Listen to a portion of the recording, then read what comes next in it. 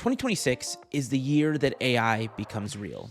Up to this point, I think it's more been the realm of bloggers and people who are just trying to make a point or make a buck, but it hasn't really changed life all that much for most regular people. You probably have an account with ChatGPT. It's one of the most popular apps in the world, but it's mostly just a way to do homework or Google a little bit better, but it's not something that dramatically changes your life. And this year, in 2026, that all changes. When I think about this year, there are 4 things that are going to happen. 4 changes that might feel small at first, but are going to affect everything.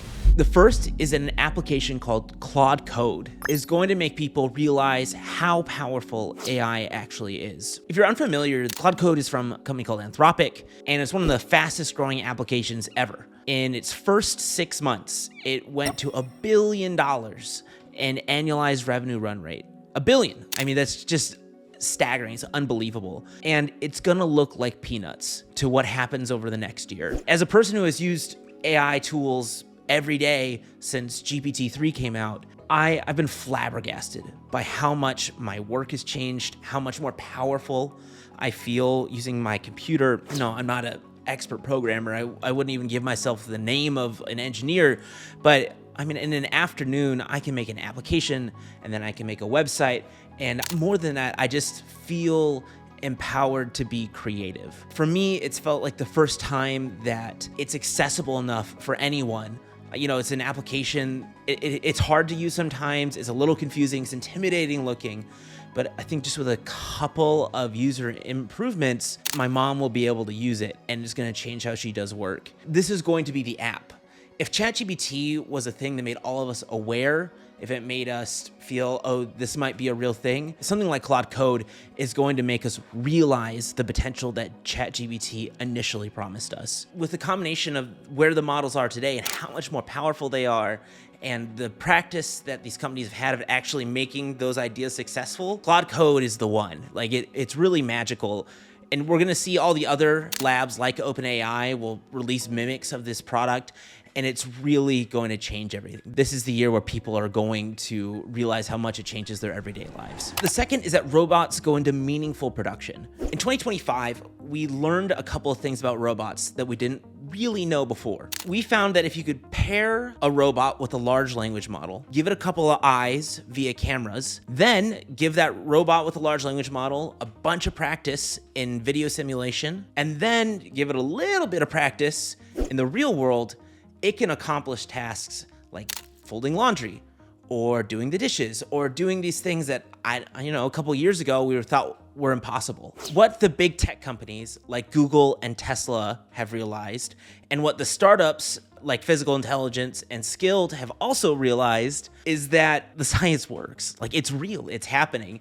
And now is the time to put the foot all the way down on the gas. If I were to give a comparison, this last year was kind of the jump from GPT-2, which was a weird science experiment that you may have known had potential, to GPT-3. It's not going to change your life, but like, ooh, this is really cool. This can work. The magic of it is that we're going to put real capital to work on top of just these science experiments.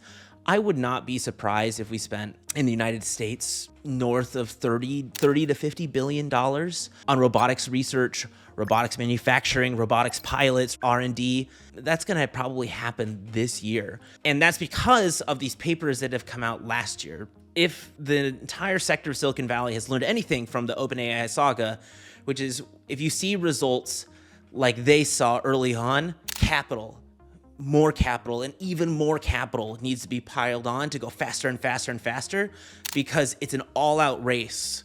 And we're just starting off in robotics, and the science is even more promising than where foundation models and large language models were at this point in the journey just a few years ago. So this year, you're not gonna see a Tesla Optimus at a Subway sandwich shop just like making, deli meats for you. And you're unlikely to see it in industrial warehouses. They're still hard to manufacture. There's still so many things we have to figure out when it comes to wide-scale deployment of robots. What you are going to see is executives and company CEOs starting to make real plans around this technology.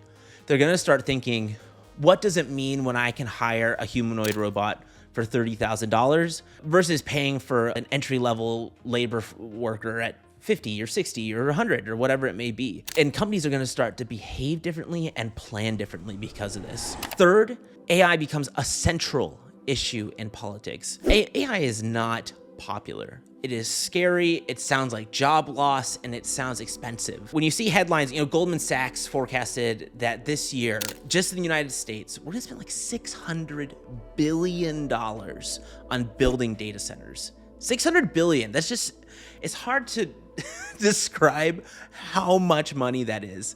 And it's all going into warehouses that are filled with miles of wires and copper pipes. It's gonna increase electricity prices, and they are ugly, and people just don't like them.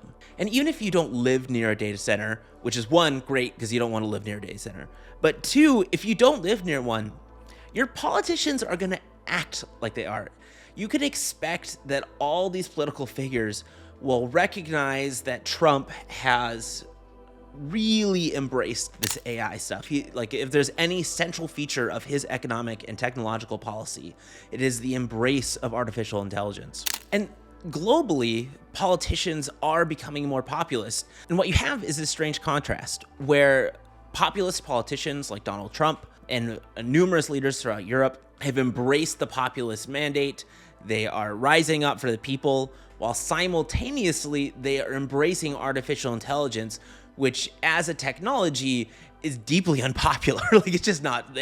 People don't trust it. They think of Skynet and these horrible things, and it's just not popular. So there's this really strange divide between these two areas. And you can expect that whatever your political leanings, whether you love Donald Trump, whether you hate him, there's gonna be ads. There's gonna be talking points about these data centers. There's gonna be talking points about how people are losing their jobs or your electricity is higher. And whether that's true or not, it's worth recognizing that these politicians know it's important, and they're going to use it to manipulate how you feel. They're going to use it to manipulate your vote. What that additionally means is that companies are subject to political ideology. Previous eras of technology, whether it was the internet bubble of the 90s or the social media boom of the 2010s, they were just kind of live and let live, woohoo, it's the future, it's spreading hope and democracy and whatever. That's not happening for AI. Not at all. Instead, if you are thinking about investing or working in any of these companies, you need to realize that this is essentially a political choice, that being a part of this, for better or for worse, becomes a political issue, and you have to behave accordingly. No one pays me for my political opinions. No one wants my political opinions, so I'm not gonna dive into this world on how this is all gonna play out for elections. It's just not my call. But I think it's an important thing to note, because in a good world, technology lives or dies by its merits alone. But this year, in 2026, technology will live or die based on the politicians it aligns itself with. And I just don't think that's good for anyone. The fourth thing you need to know is that the music isn't going to stop. Not at all. OpenAI may stumble. Elon Musk may do something horrible with Exit.ai. There will probably be a startup that defrauds investors of tens of millions of dollars. There will probably be a startup that blows up and burns through billions of dollars, and it has nothing to show for it. And you know what? It's just not going to matter. During the crypto boom of 2021, I saw people like me making predictions like you just heard. Crypto's gonna change the world. Everyone's going on the blockchain. And you would see these kind of little nothing burgers of press releases from major companies saying, we're going all in on the metaverse or whatever. And nothing really came of it. What makes this time feel different to me is we are talking not just about press releases or little product demos or, just kind of vague gestures from the tech giants. We are talking about hundreds of billions of dollars in data centers, VC funds deploying more capital faster than they ever have before.